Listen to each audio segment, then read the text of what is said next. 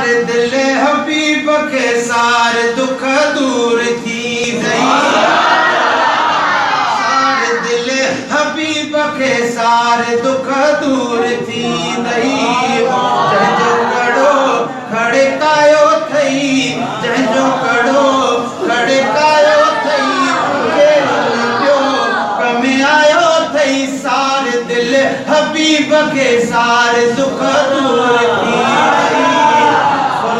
सारे दिल हबीब के सारे दुख दूर थी गई है नाज़ुक हुई जन जे मथां अदा नाज़ुक हुई जन जे मथां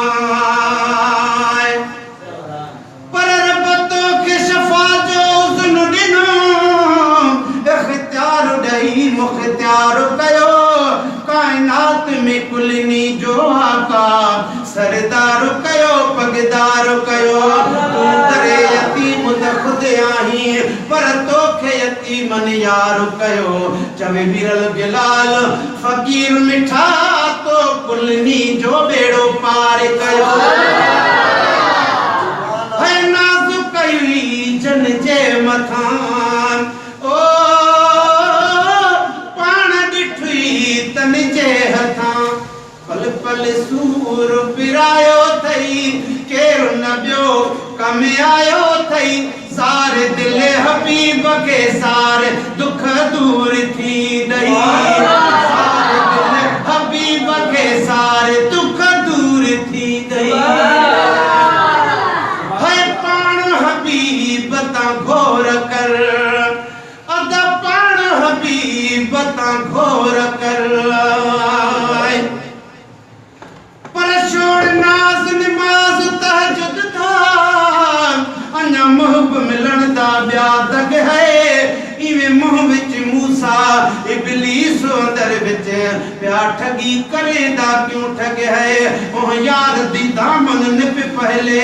रब जय कीते जोड़या जग है आखिर मिरल गिलाल या रसूल अल्लाह तू आखि त ठर दी रग रग है पाण हबीब तां घोर कर ओ आधी रात जोर कर ओ जागा ब्या जाया थई ओ जागो ॿियो अजायो थई केरु न ॿियो कम आयो थई सारे दिल हबीब के सारे दुख दूर थी ॾई है भंग यकीन न यार मान अदा भंग यकीन न यार मान पर तू सबक देवी साईं मैं याद करां भावे ॾींहुं होवे या रात मिठा तुम अखियां ते प्या चांदा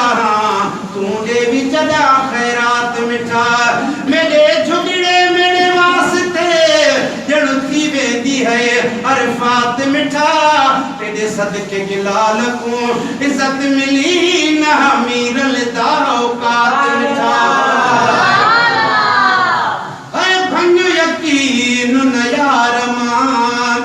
ओ पढ़ सलाह तू प्यार मां वक्त घणो होई विञायो थई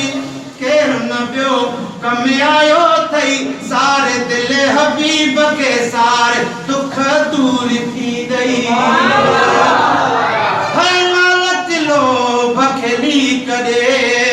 है रब इहा तौफीक ॾे लुड़को हिकिड़ो बि सजायो थई केरु न ॿियो कम आयो थई सारे दिल हबीब के सारे दुख दूर थी ॾई दे लड़ी अदा मेरी पीरी दे लड़ी